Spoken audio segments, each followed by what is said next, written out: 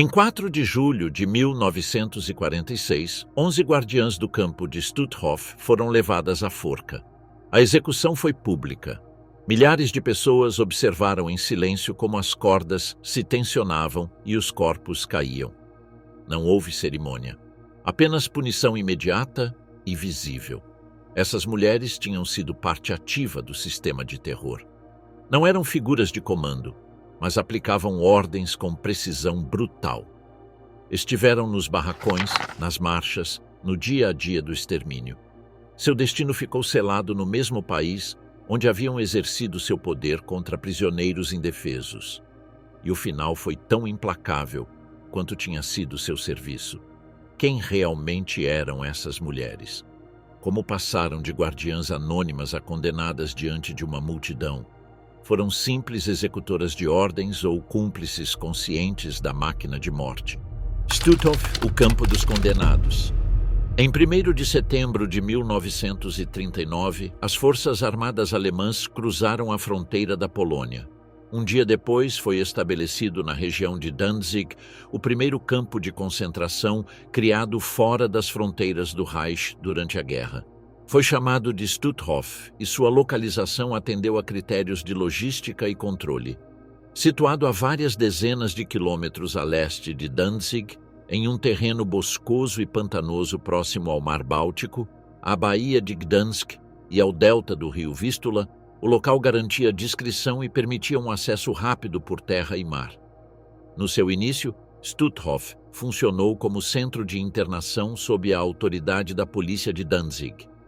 As listas negras elaboradas antes da invasão identificavam intelectuais, líderes políticos e religiosos, figuras culturais e representantes comunitários. Foram eles os primeiros deportados. O campo era composto então por algumas poucas barracas de madeira, cercadas por arame farpado. Os primeiros prisioneiros chegaram nos dias posteriores à ocupação e deveriam levantar novas instalações sob vigilância armada. No final desse mesmo ano, vários milhares de pessoas já haviam passado pelo local. O trabalho forçado foi estabelecido imediatamente como método de exploração. A jornada se estendia desde o amanhecer até o anoitecer, em condições calculadas para esgotar fisicamente os prisioneiros. A violência também se manifestou em execuções coletivas organizadas nas florestas próximas. Durante o inverno de 1939 a 1940, prisioneiros foram obrigados a cavar valas destinadas a doentes mentais transferidos de hospitais da região. Milhares de pessoas foram assassinadas ali com um tiro na nuca, incluindo os internos que haviam cavado as valas. Em novembro de 1941, a administração passou para as mãos da Polícia de Segurança dirigida por Reinhard Heydrich. O local foi designado como Campo de Educação pelo Trabalho, um eufemismo para descrever punições exemplares. Pouco depois, em janeiro de 1942, Heinrich Himmler visitou as instalações e ordenou sua integração ao sistema de campos de concentração das SS. A transformação foi imediata. Construiu-se um crematório e, em 1943, uma câmara de gás. Ao longo dos anos seguintes, edificaram-se novos barracões rodeados de torres de vigilância e cercas elétricas. O campo passou a ser um centro de trabalho forçado vinculado à economia de guerra. Empresas privadas beneficiaram-se da mão de obra escrava. Dentro do próprio campo foram instaladas oficinas de confecção, sapatarias, carpintarias e fábricas menores. Ali produziam-se uniformes, calçados e componentes destinados à indústria militar. A exploração laboral coexistia com a eliminação de quem era considerado inútil para trabalhar. O número de deportados para Stutthof superou a centena de milhares. Entre eles, havia polacos, judeus de diferentes países europeus, prisioneiros de guerra soviéticos, opositores políticos, religiosos e cidadãos de territórios ocupados. No verão de 1944, chegaram contingentes evacuados de outros campos, incluindo milhares de mulheres provenientes de Birkenau. Nos últimos meses da guerra, dezenas de milhares de mulheres judias foram transferidas para Stutthof e seus subcampos. A alimentação era insuficiente. As rações consistiam em pão de baixa qualidade, sopas aguadas e pequenas quantidades de margarina ou café de cevada. A ingestão calórica estava muito abaixo do necessário para sobreviver à carga de trabalho. A fome tornou-se um fator constante de enfraquecimento. As epidemias agravaram a situação. Um surto de tifo no inverno de 1942 causou inúmeras mortes. Outro, em 1944, voltou a dizimar a população interna. A falta de higiene, a superlotação e a precariedade dos serviços médicos facilitaram a propagação de doenças. As autoridades do campo aproveitaram os surtos como pretexto para selecionar doentes e fracos, enviando-os para o crematório ou para a câmara de gás. Os métodos de extermínio incluíram fuzilamentos, injeções de fenol, enforcamentos e o uso de Zyklon B na câmara de gás. Entre 1944 e a evacuação final, vários milhares de pessoas foram assassinadas com este procedimento. A eliminação afetava tanto judeus quanto poloneses, considerados incapazes de cumprir com as exigências laborais. Stutthof expandiu-se em uma rede de mais de 100 subcampos situados na região do Báltico e no norte da Polônia. Neles, os prisioneiros foram explorados em fábricas, agricultura e construção. Esta estrutura dispersa proporcionava mão de obra a diversas indústrias e tornava mais difícil qualquer tentativa de fuga em massa. Calcula-se que mais de 60.000 pessoas morreram em Stutthof e seus subcampos. As causas incluíram execuções, epidemias, inanição, exaustão e as denominadas marchas de evacuação. Em janeiro de 1945, dezenas de milhares de prisioneiros foram obrigados a abandonar o campo a pé sob condições extremas, o que resultou em novas mortes em grandes quantidades. A administração esteve sob controle direto das SS. Ao longo da guerra, passaram por Stutthof mais de 2.000 membros do pessoal, incluindo oficiais, guardas e pessoal administrativo.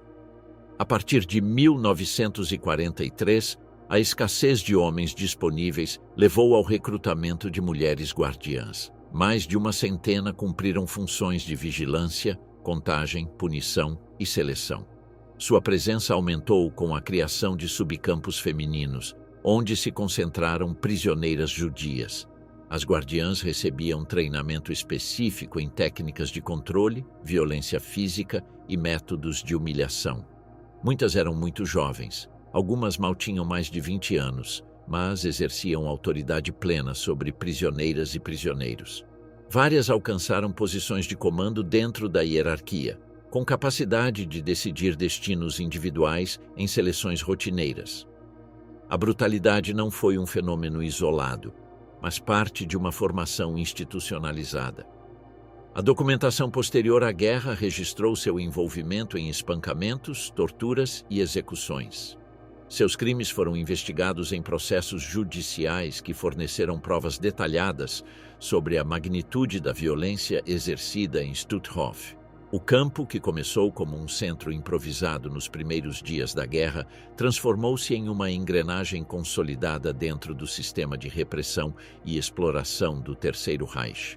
Sua evolução, desde instalações precárias até um complexo com crematório, câmara de gás e rede de subcampos, ilustra o processo de institucionalização da violência nazista.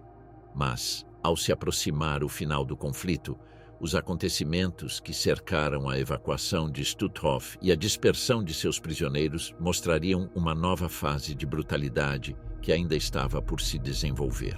Jenny Wanda Bachmann, o rosto belo da crueldade. Jenny Wanda Bachmann nasceu em Hamburgo no dia 30 de maio de 1922. Sua infância transcorreu em um ambiente urbano característico de uma cidade portuária submetida às mudanças sociais e econômicas dos anos 20 e 30. A informação sobre esses primeiros anos é escassa. Algumas fontes indicam que provinha de uma família de renda modesta, enquanto outras sugerem uma estabilidade relativa sem luxos nem privações graves. O que aparece com frequência nos documentos é a atenção que despertava sua aparência física. Desde muito jovem foi considerada atraente, com traços finos e cabelo loiro, e sua presença foi registrada tanto em testemunhos de sobreviventes como em relatórios elaborados após a guerra. Durante a adolescência, manifestou interesse em se dedicar à modelagem ou a profissões relacionadas à estética. Embora não haja provas de que tenha chegado a exercer nessa área, essas aspirações refletiam uma preocupação constante com a aparência pessoal. A chegada de Adolf Hitler ao poder em 1933 coincidiu com sua infância, e a propaganda nazista, onipresente na escola e na rua, moldou o ambiente em que cresceu. Não existe registro documental de sua passagem pela Bund Deutscher Mädel, mas dado o caráter obrigatório da Organização para Jovens Alemãs a partir de 1939, é provável que tenha participado de suas atividades. No verão de 1944, com 21 anos, ingressou como guardiã no sistema de campos de concentração.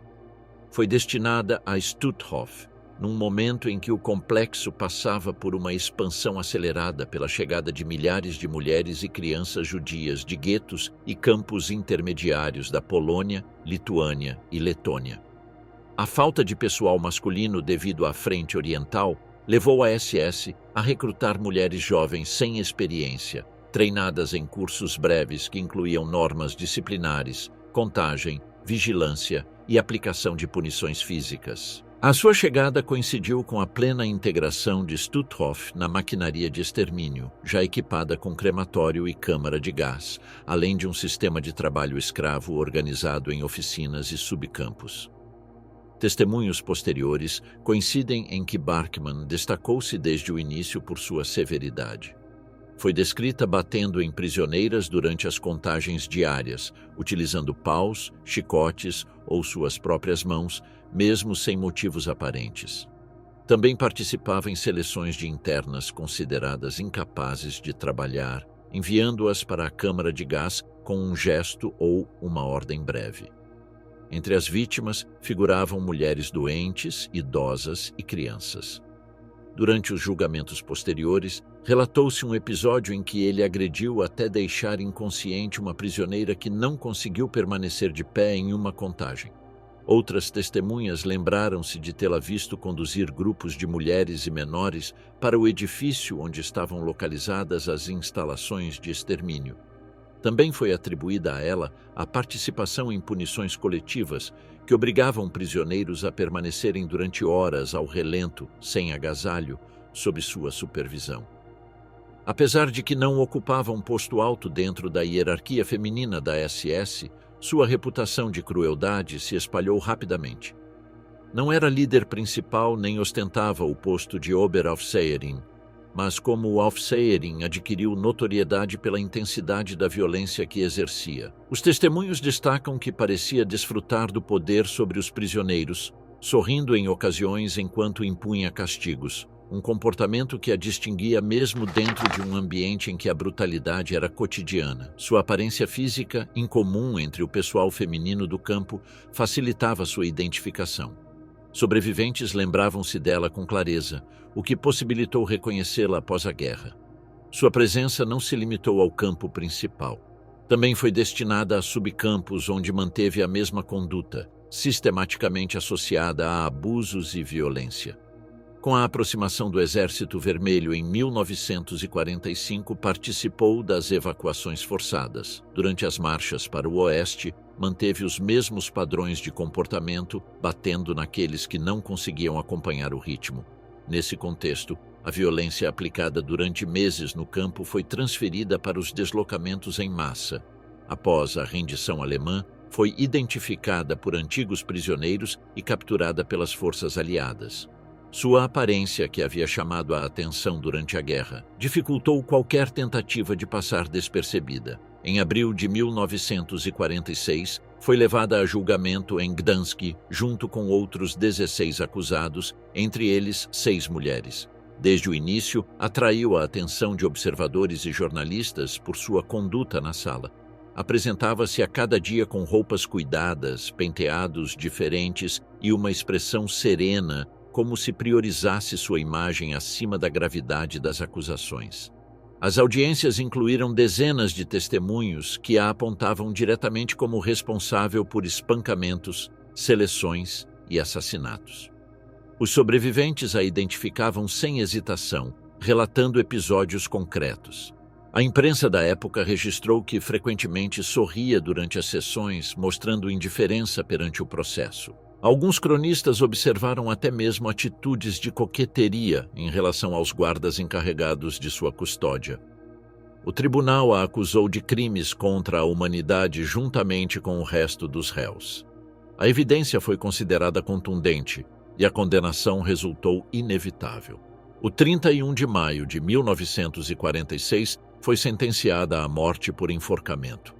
Durante a leitura do veredito, manteve a mesma serenidade que havia mostrado durante o julgamento. Não pediu clemência nem manifestou arrependimento. A imagem final que transmitiu foi a de uma jovem que continuava preocupando-se com sua aparência pessoal, mesmo em seus últimos dias. A trajetória de Jenny Wanda Barkmann, desde suas origens em Hamburgo até sua captura e condenação, exemplifica o perfil das mulheres jovens incorporadas à estrutura dos campos de concentração nos últimos anos da guerra. Seu caso tornou-se um símbolo pela notoriedade que alcançou entre os sobreviventes e pelo contraste entre seu aspecto físico e as atrocidades documentadas contra ela. O desfecho judicial fechou um capítulo em Stutthof, mas não pôs fim ao debate sobre o papel das mulheres no sistema de concentração nazista, uma questão que continuaria se desenvolvendo nos processos posteriores. Eva Paradis, os Jogos de Gelo e Fogo. Eva Paradis nasceu em 7 de dezembro de 1920 em Lauenburg, uma cidade da Pomerânia Oriental que, após a guerra, passaria a fazer parte da Polônia sob o nome de Lemborg. Cresceu no seio de uma família alemã protestante durante um período marcado pela instabilidade econômica e política entre guerras. A sua educação formal terminou cedo, ao abandonar a escola em 1935 para desempenhar empregos menores. A necessidade de trabalho imediato limitou suas perspectivas, embora nunca tenham sido documentadas privações extremas em sua juventude. Ao estourar a guerra em 1939, Paradis tinha 18 anos. Esse mesmo contexto abriu a possibilidade de se integrar em estruturas juvenis e paramilitares do regime nacional socialista. Filiou-se à Liga de Moças Alemãs, onde recebeu formação ideológica básica e uma disciplina centrada na obediência e no dever coletivo. Durante 5 anos, permaneceu exposta à propaganda oficial que sublinhava a superioridade racial e a necessidade de sacrifício em favor do Reich. Em 1944, com 23 anos, respondeu ao recrutamento de auxiliares femininas para o sistema de campos de concentração. Foi enviada ao subcampo SK-3 de Stutthof para um período de treinamento. Lá recebeu instrução em procedimentos de vigilância, contagem de prisioneiros, imposição de punições e métodos de seleção. O treinamento incluía diretrizes sobre o uso de violência física, concebida como ferramenta essencial de autoridade. Após completar a formação, em outubro desse ano, foi destinada ao subcampo feminino de Bromberg-Ost, na cidade de Bydgoszcz. Este local reunia principalmente mulheres judias, transferidas de guetos liquidados na Polônia Central. Os testemunhos posteriores apontaram que Paradis adotou rapidamente as práticas que lhe haviam ensinado, destacando-se por sua severidade. Entre os castigos que aplicava, destacou-se um que consistia em obrigar as prisioneiras a se despirem em pleno inverno e permanecerem ao ar livre enquanto lhes jogava água gelada. Quem tentava se refugiar recebia pancadas até perder a consciência. Este procedimento repetiu-se em várias ocasiões durante o inverno de 1944 a 1945 e ficou registrado nos julgamentos como um dos episódios mais característicos de sua conduta. Além desses castigos coletivos, também administrava surras individuais durante contagens ou diante de qualquer gesto interpretado como desobediência. Utilizava paus ou chicotes e acompanhava os golpes com expressões depreciativas. Sua atitude chamou a atenção até mesmo de alguns superiores, que mencionaram sua dureza pouco comum. Essa reputação motivou sua transferência para o campo principal de Stutthof em dezembro de 1944. Naquele momento, Stutthof encontrava-se em uma fase crítica de superlotação, com dezenas de milhares de prisioneiros concentrados em condições extremas. O crematório e a câmara de gás operavam de forma constante. Paradis participou então em seleções rotineiras, posicionando-se junto a outros guardiões nas filas de prisioneiros e apontando aqueles que eram considerados incapazes de trabalhar. Mulheres doentes, idosas e crianças eram separadas para serem enviadas imediatamente à morte. O procedimento era rápido e mecânico, repetido com frequência durante os primeiros meses de 1945, quando chegavam novos transportes provenientes de outros campos. Com a aproximação do Exército Vermelho, foram ordenadas evacuações em massa para o oeste. Paradis integrou os grupos de guardas que custodiavam os prisioneiros durante as marchas forçadas. Segundo vários testemunhos, ele batia naqueles que não conseguiam manter o passo ou caíam na neve. As condições de inverno, a falta de alimento e o ritmo imposto transformaram essas marchas em trajetos de altíssima mortalidade, onde milhares de pessoas morreram no caminho. Em abril de 1945, após a queda de Danzig e o isolamento do complexo de Stutthof, Paradis tentou fugir. Foi capturada pouco depois pelas forças soviéticas e entregue às autoridades polacas. Permaneceu sob custódia quase um ano, até a abertura do primeiro julgamento contra o pessoal de Stutthof, em Gdansk, iniciado no dia 25 de abril de 1946. Paradis foi processada junto com outros 16 acusados, entre eles várias mulheres. As acusações concentraram-se em crimes de guerra e crimes contra a humanidade com base na sua atuação em Bromberg-Ost e em Stutthof. Durante as audiências manteve uma atitude serena e ouviu os testemunhos sem se alterar. Os sobreviventes relembraram com precisão os castigos de inverno com água gelada e a sua participação nas seleções para a câmara de gás. Os relatos eram consistentes, detalhando episódios que confirmavam a sua responsabilidade direta em atos de violência e extermínio. O processo judicial representou a primeira tentativa de documentar de maneira sistemática a conduta das guardas dentro de Stutthof e seus subcampos. Os testemunhos contra Ewa Paradis refletiram como as mulheres recrutadas nos últimos anos do Reich podiam desempenhar um papel ativo na dinâmica de controle, repressão e extermínio. Seu caso, junto com o de outras processadas, deixou aberta a discussão sobre a dimensão feminina da violência no sistema de concentração, um tema que continuaria a se expandir em julgamentos posteriores. Elisabeth Becker, a guardiã mais jovem. Elisabeth Becker tinha apenas 22 anos quando foi executada no 4 de julho de 1946. Entre as 5 guardas condenadas, era a mais jovem, uma circunstância que gerou debates sobre o seu caso durante o processo judicial. Sua vida até chegar a Stutthof tinha se passado em Neuteich, um vilarejo agrícola próximo a Danzig, onde trabalhava em tarefas do campo. Os registros indicam que completou a educação elementar em sua localidade e desde jovem se dedicou a tarefas agrícolas. Em 1936, com 13 anos, contraiu casamento, algo pouco habitual, mas não impossível em zonas rurais onde as uniões precoces eram toleradas. Sua vida matrimonial se desenvolveu na rotina de trabalhos campesinos até o estourar da guerra. Em 1939, após a invasão alemã da Polônia, a área de Danzig foi incorporada ao Reich. A propaganda nacional socialista se instalou imediatamente nas instituições locais.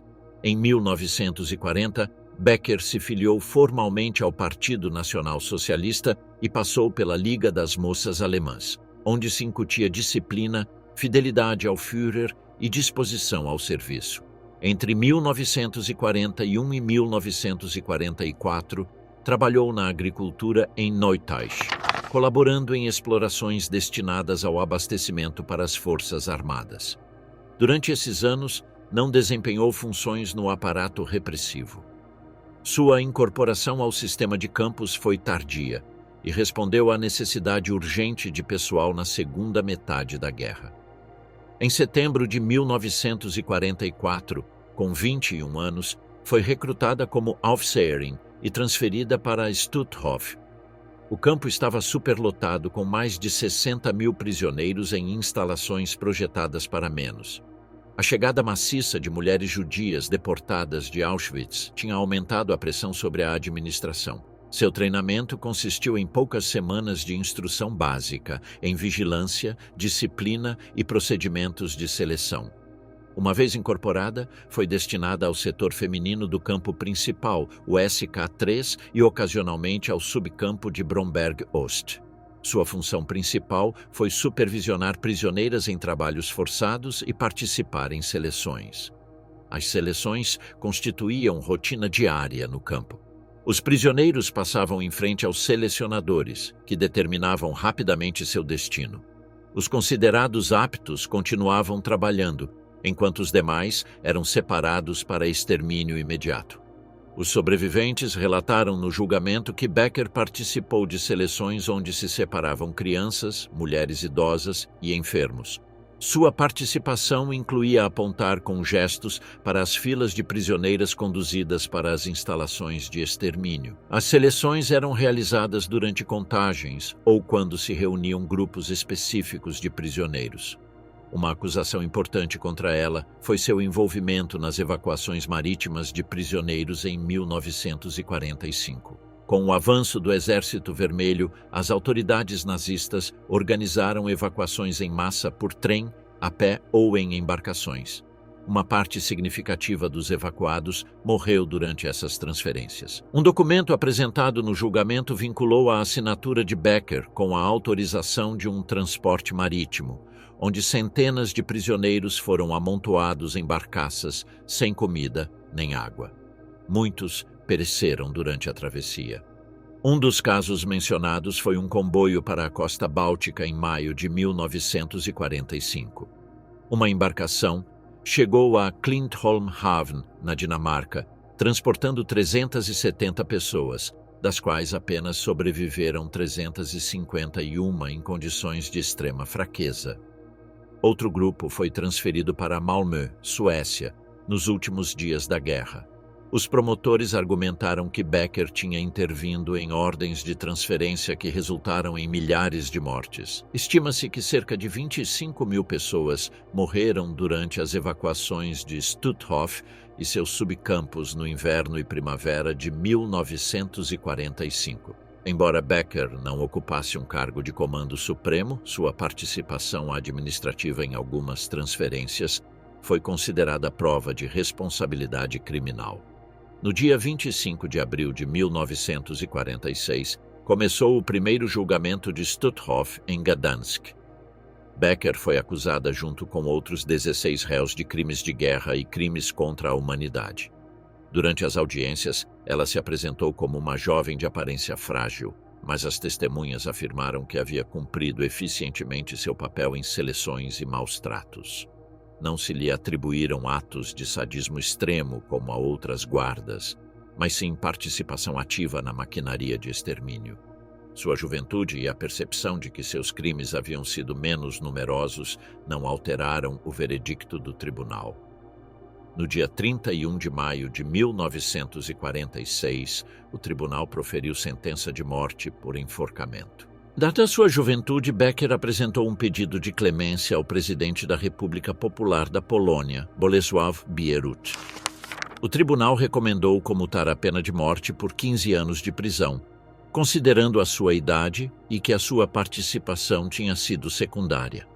No entanto, Bierut rejeitou o pedido.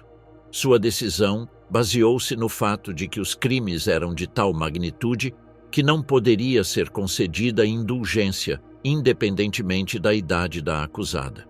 A negativa selou o destino de Becker, que se tornou a mais jovem das condenadas à morte no grupo. Wanda Klaff, o chicote que ditava a condenação diária. A frase que Wanda Clough pronunciou durante seu interrogatório em 1946 ficou registrada como uma das admissões mais diretas do primeiro julgamento de Stutthof. Afirmou golpear pelo menos 2 prisioneiros todos os dias. A declaração, expressa com naturalidade, resumia a rotina de uma guarda que transformou a punição física em parte essencial do seu trabalho. Wanda Clough tinha nascido em Danzig em 1922, no seio de uma família operária. Seu pai trabalhava na ferrovia e sua mãe cuidava do lar. A família não pertencia à elite econômica da cidade, mas também não vivia em condições de pobreza extrema. Sua infância decorreu em um ambiente marcado pela vida laboral urbana da classe trabalhadora. Frequentou a escola primária até os 16 anos, sem se destacar nos estudos, e em 1938 começou a trabalhar em uma fábrica de geleias. Permaneceu lá até 1942, quando passou a conduzir bondes na mesma cidade. Nesse mesmo ano, casou-se com um homem de sobrenome Clough e durante um tempo dedicou-se às tarefas domésticas. A família havia modificado seu sobrenome de origem, Kalachinsky, para Kallen, a fim de evitar confusões étnicas em um contexto onde a discriminação poderia acarretar consequências.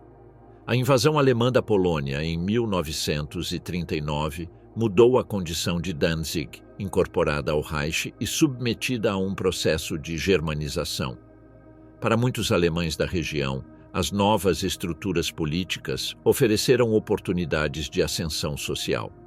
As mulheres jovens eram incentivadas a participar de organizações auxiliares ou a se incorporarem ao sistema de campos de concentração como pessoal de vigilância. Em 1944, quando a pressão militar sobre a Alemanha era crítica e mais pessoal era necessário nos campos, Clough se ofereceu como voluntária para servir como guarda.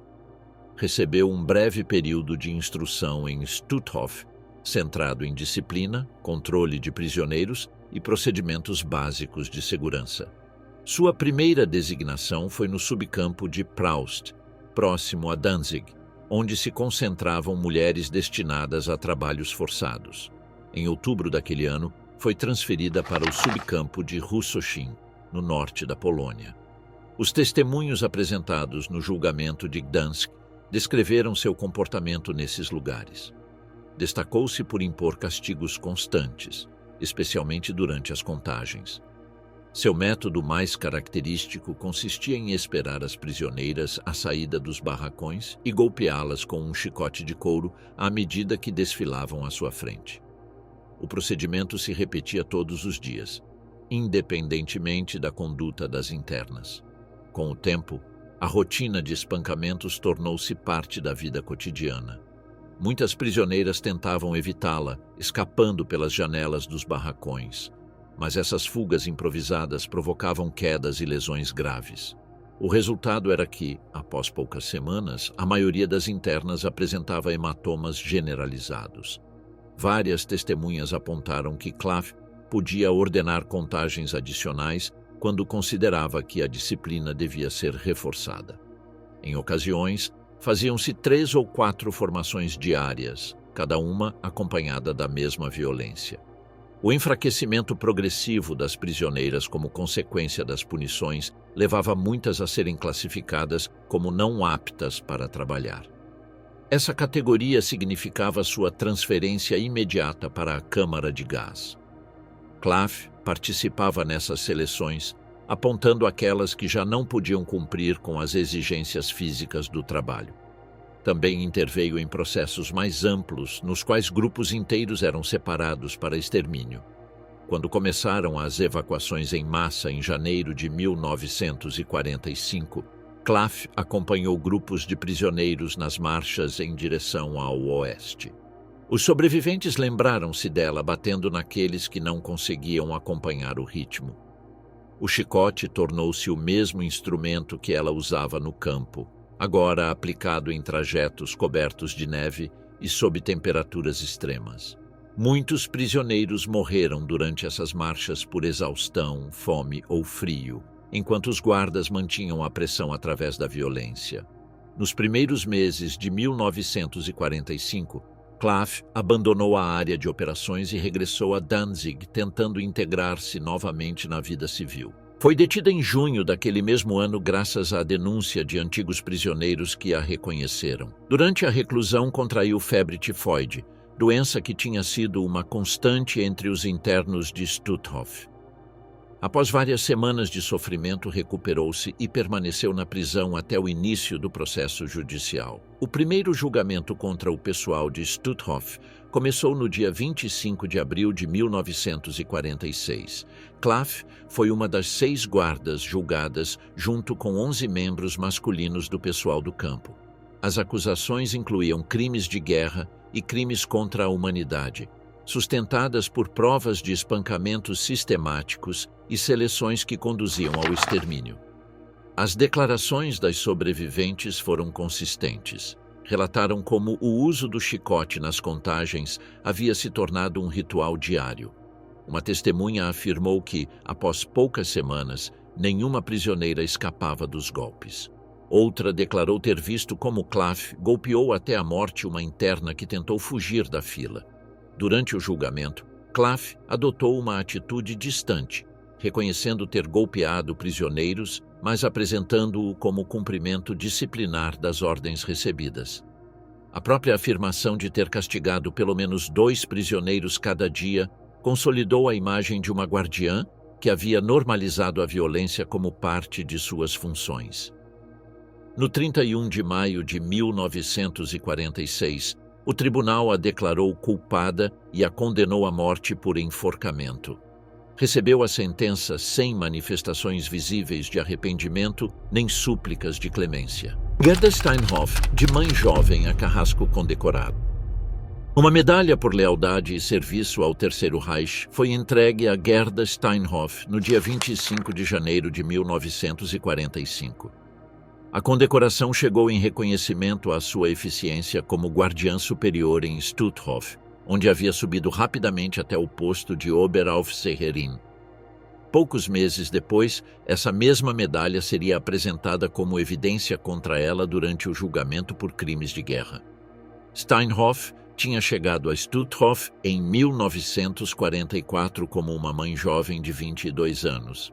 Tinha trabalhado durante os primeiros anos de guerra como cozinheira e condutora de bonde em Danzig, levando uma vida ordinária dentro da classe trabalhadora urbana. Seu casamento e a chegada de um filho em 1944 pareciam destiná-la à rotina doméstica típica das mulheres de sua geração. No entanto, o avanço da guerra e a crescente demanda de pessoal no sistema de concentração nazista ofereceram às mulheres jovens a possibilidade de um emprego com autoridade, uniforme e remuneração. Steinhoff se apresentou como voluntária para ingressar na SS como Aufseherin, deixando seu filho pequeno aos cuidados de familiares. Após um breve treinamento no sistema de Stutthof, foi destinada ao campo principal. Sua conduta logo chamou a atenção de seus superiores por sua severidade e disciplina no cumprimento das tarefas designadas. Os relatórios de seus comandantes destacaram sua capacidade para manter a ordem nas sessões sob sua responsabilidade e sua disposição para aplicar castigos físicos quando o considerava necessário. Em poucos meses, foi promovida a Oberaufseherin, posto equivalente a supervisora-chefe, com responsabilidade sobre blocos inteiros de prisioneiras. Essa rápida promoção a tornou uma das figuras femininas mais relevantes dentro da administração do campo. Sua autoridade incluía a supervisão de outras guardas de menor patente e a tomada de decisões sobre punições e seleções. Os testemunhos de sobreviventes apresentados após a guerra descrevem Steinhoff como uma guarda de extrema dureza. Várias prisioneiras declararam que participava de forma ativa nas seleções para a câmara de gás, indicando com gestos ou palavras as internas consideradas incapazes de continuar trabalhando. As seleções eram feitas com frequência, às vezes diariamente, para manter o equilíbrio entre a população do campo e sua capacidade operacional. Steinhoff posicionava-se ao lado de outros selecionadores e examinava as prisioneiras que passavam à sua frente. Um olhar bastava para determinar o destino de cada pessoa.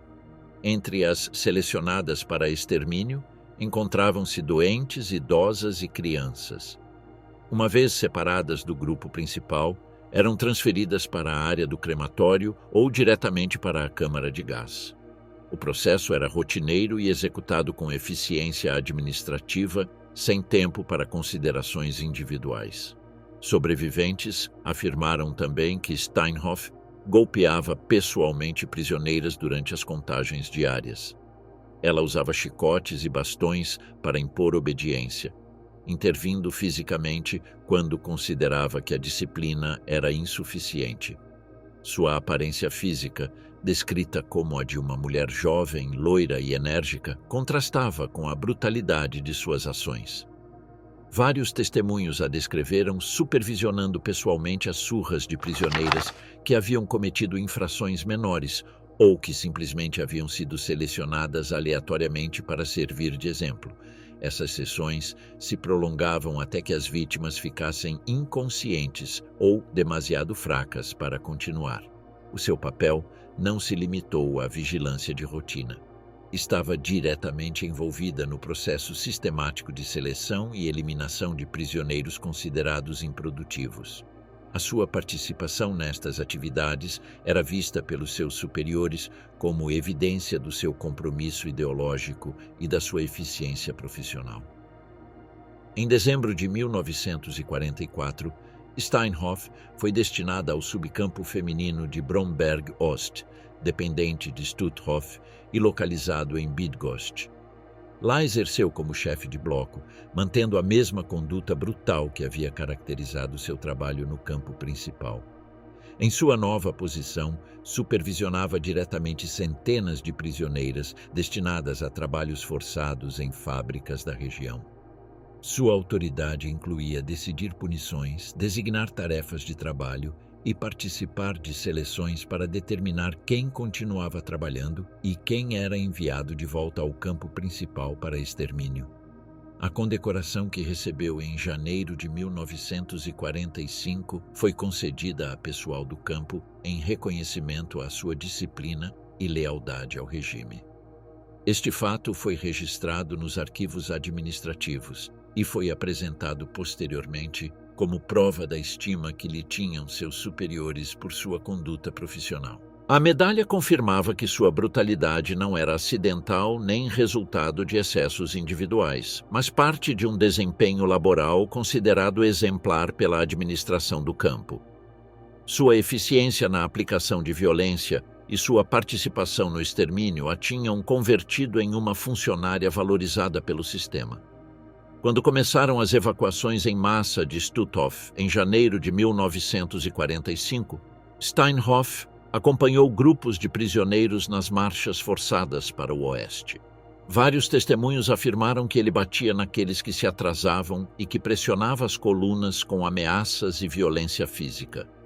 As marchas eram realizadas no pleno inverno, com temperaturas extremas e sem provisões adequadas. Os prisioneiros deviam caminhar durante horas sem descanso, carregando seus poucos pertences. Aqueles que paravam por exaustão recebiam golpes até que se levantassem ou eram abandonados no caminho. O número de mortos nessas evacuações superou as 20.000 pessoas. As condições climáticas, a falta de alimento e água, somadas à violência de guardas como Steinhoff, transformaram as marchas em processos de extermínio em massa. A maioria dos que iniciaram as marchas não chegou ao destino. Após a rendição alemã, Steinhoff voltou para sua casa em Danzig com a intenção de retomar sua vida familiar. Seu plano era cuidar de seu filho e desaparecer entre a população civil, evitando ser identificada como pessoal de campo de concentração. No entanto, sua estadia em casa foi breve. Em 25 de maio de 1945, foi presa pelas autoridades polacas. A sua detenção ocorreu como resultado de denúncias de sobreviventes que a tinham reconhecido. Foi enviada para a prisão à espera de julgamento, onde permaneceu durante quase um ano.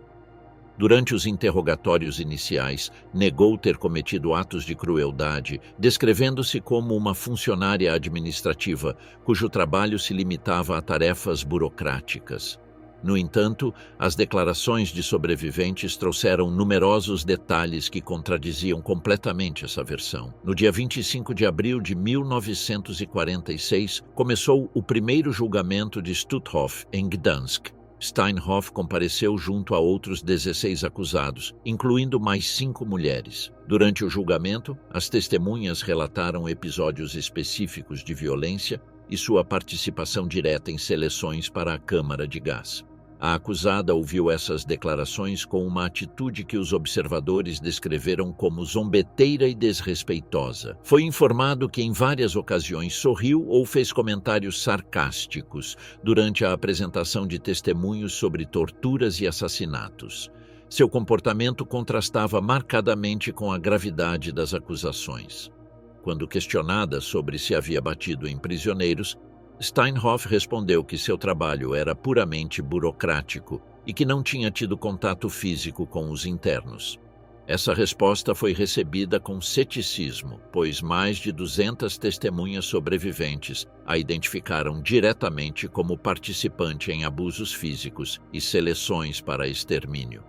A contradição entre a sua negação e a abundância de testemunhos consolidou a acusação contra ela. A medalha que havia recebido por seu serviço foi apresentada como evidência de que seus superiores valorizavam precisamente as atividades que ela negava ter realizado. Em 31 de maio de 1946, o tribunal a declarou culpada de crimes de guerra e crimes contra a humanidade. Foi condenada à morte por enforcamento. Ao contrário de outras acusadas que imploraram clemência ou mostraram sinais de arrependimento, Steinhoff manteve sua atitude de desprezo durante a leitura da sentença. Sua reação à condenação foi descrita como desafiadora. Não pediu desculpas nem mostrou reconhecimento da gravidade de seus atos. Até o final manteve a postura de que havia cumprido ordens e que seu trabalho havia sido administrativo, apesar das evidências esmagadoras contra ele. Biskupia Gorka, a colina do último enforcamento público. Em 4 de julho de 1946, cerca de 200.000 pessoas se reuniram na colina de Biskupia Gorka, situada nos arredores de Gdansk, para testemunhar a execução pública dos 11 condenados do primeiro julgamento de Stutthof. A escolha desse lugar respondeu à necessidade de contar com um espaço amplo, de fácil acesso e com visibilidade suficiente para a multidão que se esperava. Naquela ocasião, entre os executados estavam 6 homens, incluindo Johann Pols, comandante dos guardas do campo, e 5 mulheres que tinham servido como guardas: Jenny Wanda Barkmann, Eva Paradis, Elisabeth Becker, Wanda Klaff e Gerda Steinhoff. A preparação do cenário começou dias antes, sob a supervisão do Ministério da Justiça e da milícia polonesa. Foram erguidas 11 forcas dispostas em fila, cada uma composta por um poste vertical e uma trave, com cordas de fibras vegetais torcidas elaboradas por presos da prisão de Gdansk, seguindo medidas precisas de resistência. A estrutura central foi projetada com maior altura para permitir a execução simultânea de até 3 condenados.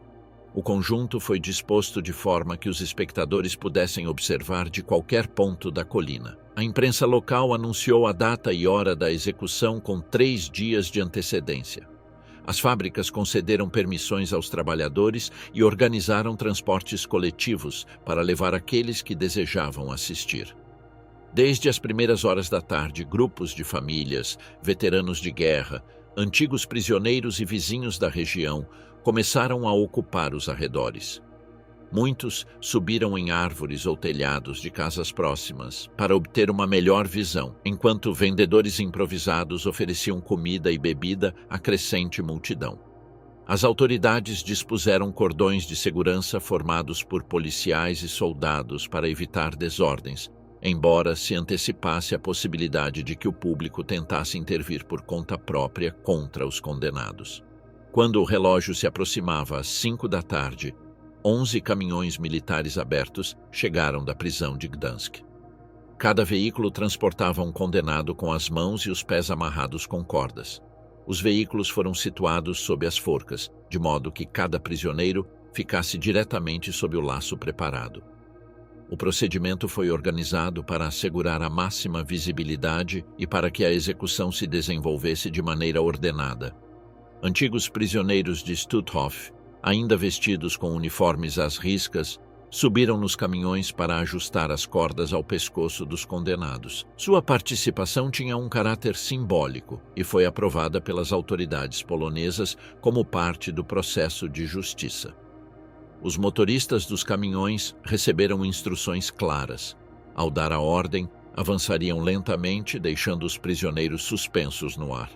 Foi utilizado o método de queda curta, que não produzia fratura cervical imediata, mas morte por estrangulamento progressivo, prolongando a agonia durante vários minutos. O primeiro a ser executado foi Johann Pauls. Antes que o caminhão avançasse, ele gritou: "Heil Hitler!" A multidão respondeu com insultos e vaias. O veículo afastou-se e o corpo ficou suspenso, movendo-se por alguns instantes até ficar imóvel. Depois dele, as 5 guardas foram levadas ao cadafalso de forma sucessiva. Jenny Wanda Barkmann foi a primeira delas. Vestia um vestido simples e subiu no caminhão sem resistência visível. Segundo crônicas da época, manteve uma expressão serena até o momento final. Quando o veículo se afastou, perdeu um sapato na queda e seu corpo balançou diante de um breve silêncio interrompido imediatamente pelos gritos do público. "Eu a Paradis" foi a seguinte. Resistiu durante os preparativos, debatendo-se com os guardas que tentavam amarrá-la. Finalmente, a corda foi colocada ao redor de seu pescoço e, ao avançar o caminhão, seu corpo agitou-se com violência durante vários segundos antes de ficar suspenso. A terceira foi Elisabeth Becker, com apenas 22 anos, a mais jovem das condenadas. Subiu no caminhão com resignação e não mostrou protesto. Quando seu corpo ficou pendurado, a multidão começou a entoar frases lembrando as vítimas do campo e mencionando filhos e maridos mortos durante a guerra. Wanda Klaff subiu em silêncio. A corda foi ajustada e o caminhão avançou. Seu corpo oscilou sob a forca, enquanto entre os assistentes se repetia sua própria frase pronunciada no julgamento sobre as pancadas diárias, convertida em consigna no meio da execução. Gerda Steinhoff foi a última das guardas. Manteve até o fim uma atitude desafiadora e gestos que os observadores interpretaram como de desprezo para com a multidão. Quando seu corpo ficou suspenso, as reações do público se intensificaram com aplausos e gritos. Depois delas, os outros homens foram executados um a um seguindo o mesmo procedimento.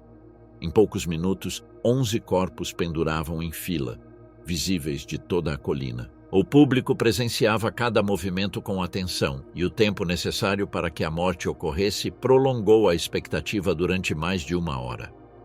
Uma vez confirmada a morte dos condenados, as barreiras de segurança foram superadas pela multidão, que se lançou para as forcas. Os corpos foram espancados e saqueados, botões das roupas foram arrancados, fragmentos de tecido e pedaços de corda foram cortados e guardados como lembranças pelos assistentes. Alguns cadáveres foram chutados mesmo após mortos, com especial crueldade contra os corpos das guardas, em particular o de Gerda Steinhoff. A polícia e as tropas intervieram disparando ao ar para dispersar a multidão. Após restabelecer o controle, os corpos foram retirados e carregados em caminhões militares. Posteriormente foram transferidos para a Academia de Medicina de Gdansk, onde foram utilizados em práticas de anatomia para estudantes. Os restos foram utilizados durante meses e finalmente eliminados como resíduos biológicos, sem que se conservassem túmulos nem monumentos. A execução em Biskupia Gorka foi documentada com fotografias, relatórios do Ministério da Justiça e relatos da imprensa.